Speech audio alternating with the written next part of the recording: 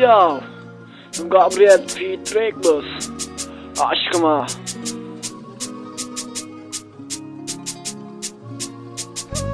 Geceleri günlere katarım, yanarım, hep seni beklerim burada. Söylenilen o laflar hiç dokunmadı mı kanına? Özlerim seni sensiz gecelerde yanlarcasına. Sevdim ben seni güzelim, inan ki taparcasına. Seviyorum seni diyemedim, ardından baka kaldım. İnan ki sevdiğim bıraktığın yerde kaldım.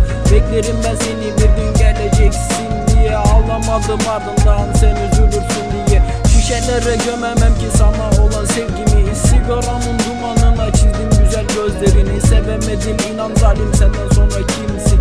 Göremedim inan zalim, senden başka kimseyi.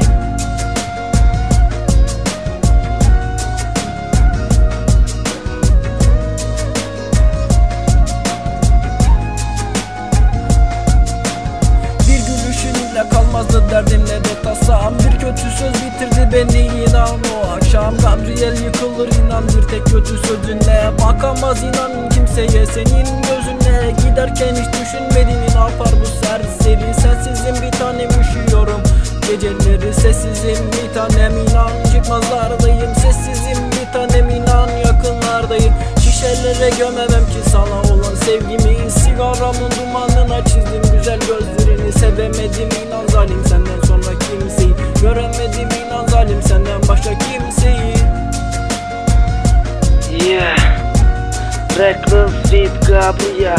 Kardeşler yine söylüyor burada, dinleyin bizi. Çıkmaz bir sokaktayım, bir tanem duy sesimi. Sevdiğim gel artık, özledim nefesini. Uykusuz akşamlarım olsun sana hediye. Sevdiğim neler çektim belki anlarsın diye.